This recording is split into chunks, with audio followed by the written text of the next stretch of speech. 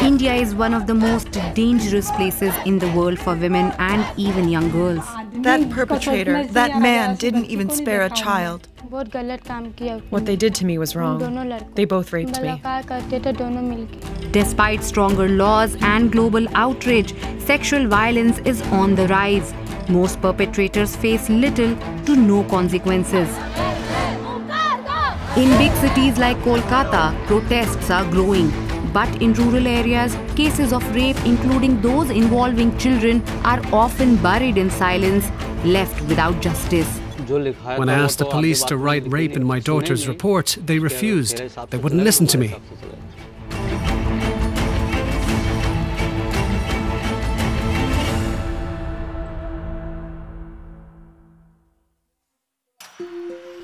I am visiting Madhya Pradesh, a state in central India that consistently reports high rates of sexual violence against minors, especially girls, year after year. In a small town located in the countryside, I am meeting with the women of this household. To ensure privacy, we've changed the names of victims and their families in this report, but not those of perpetrators. The mother of 6-year-old Masoom tells me a man from the neighboring village raped her daughter. I was cooking and her grandmother was washing the dishes. We didn't hear a thing. My daughter was reading an Urdu lesson in the shop and playing, just like she did every day. She came inside crying and told us a man had come and taken her pajamas off. She was bleeding profusely from her private parts. We understood what had happened. The man had threatened to kill her if she made any noise. The incident devastated the family. My daughter is so innocent and smart, yet this happened to her. She was admitted to the hospital for over 2 weeks. She's now scared to be near her father as well. She doesn't sleep next to him. Is she scared of men? Yes, she fears men and boys now. That perpetrator, that man, didn't even spare a child. This is a busy street. People live right across the way. We never imagined something like this could happen here. Masoom's grandmother Sultana is concerned about the lasting impact this traumatic event will have on her granddaughter. She used to be an active and happy child. She was charming and full of life. That joy and brightness have vanished from her face since the incident. She doesn't eat, or whatever little she does eat is not making her strong. I want no other daughter's life to be destroyed the way he destroyed hers.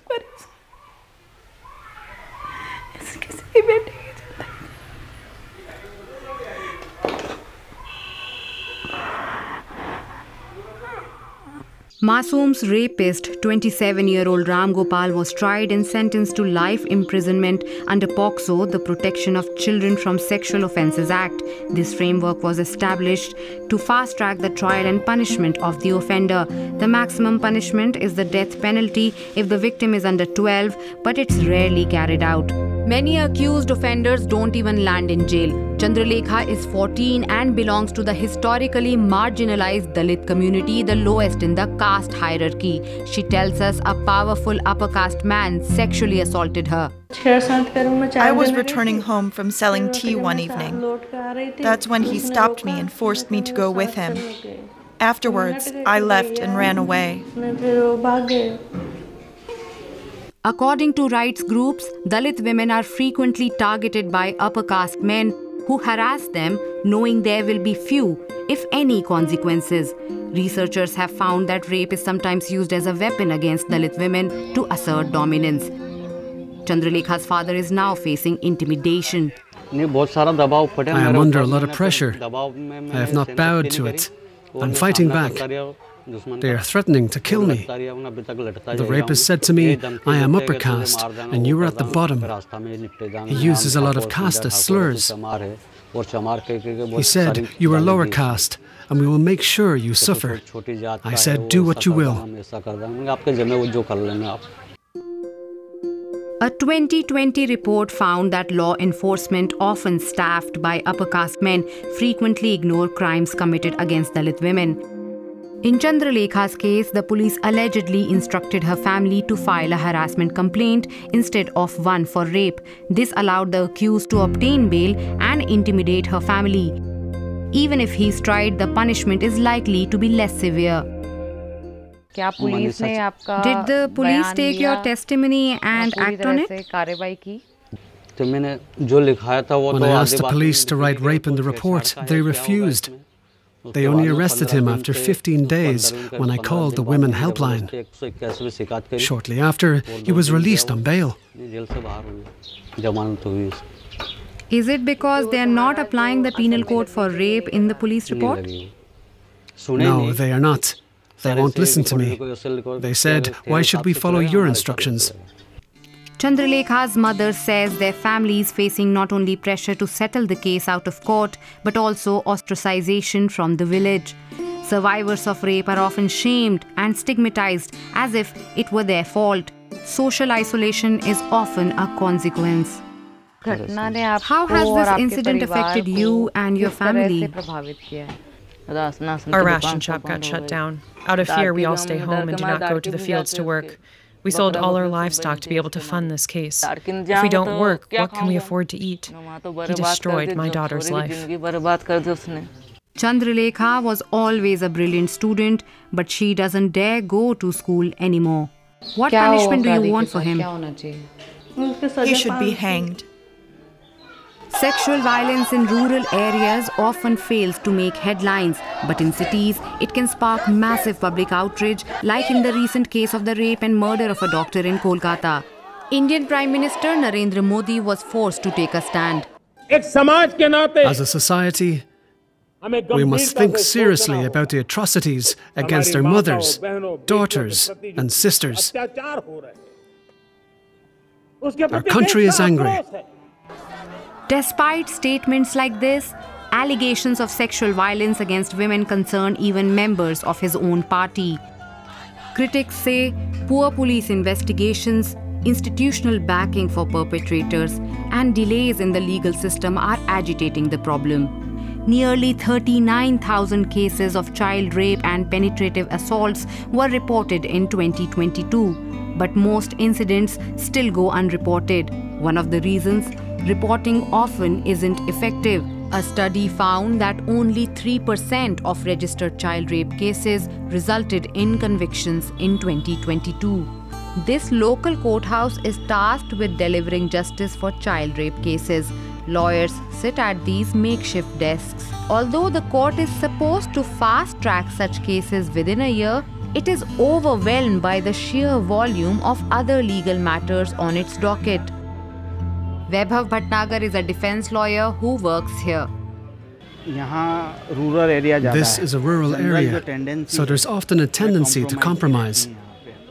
In cases of rape or sexual assault, the families are threatened with force or pressured by money. That is why the conviction rates are low. And there's only one session judge who looks at all these different cases. So dates are few and far between, and it hampers a speedy trial. Long, drawn-out court trials scare families, like in the case of 15-year-old Sarita, who was abducted, held captive and gang-raped. What they did to me was wrong. They both raped me. They took away my phone, so I could not call my brother. Sarita's brother helped the police find the perpetrators, but the road to getting justice for his sister is daunting. I have to go in whenever the police call, for every small step. A signature here, a statement there. Now the police say it will take at least a year before punishment. I make only 50,000 rupees, or about 535 euros per year. I'm the only earning member of the family. If I stay home, who will make money? At the root of the rape crisis are patriarchal attitudes that consider women to be subordinate to men, says Monica Singh. She is a local police officer who started an initiative to raise awareness about sexual crimes. Today she is at a school talking to adolescent boys. When a crime happens, we question the girl. She must have worn such clothes. She must have ventured out late at night. That's what happens, right? So who finds themselves blaming her? Is that your mindset? We have to get in our heads that women are equal to men, and we must respect them as equally as men.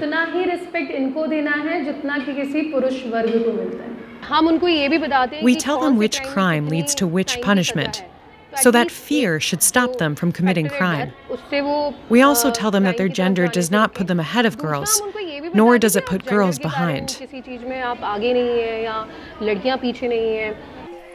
She also gives talks to girls. He will first stare at you, then he might try to touch you. If you remain silent, he will feel like he can do more. She empowers schoolgirls to speak up. We can defend ourselves. We should learn some self-defense, like karate. Many girls are scared to report due to stigma from society, that it will bring a bad name to us and our family. If there's harassment, we should report it so that it stops there and doesn't lead to a grave crime. Family or neighbors would often say it's our fault, but now we stare back at the harassers, so they start looking down. In a nearby town, these social activists take to the streets to perform plays centered around sexual violence. One goal is to challenge men's thinking. What can you do alone? This is a man's world. What can you do alone? I will fight. I will fight for my daughter and get her justice. The first time they witness our play, it's strange for them, because generally they like to hush up any talk about rape.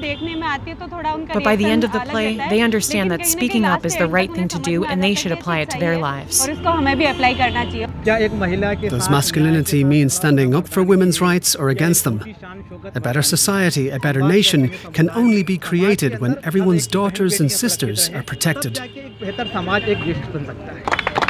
There's no doubt this is a huge challenge. Even so, they will keep striving to try and make India a safer place for Masoom, Chandralekha, Sarita, and thousands of other girls like them.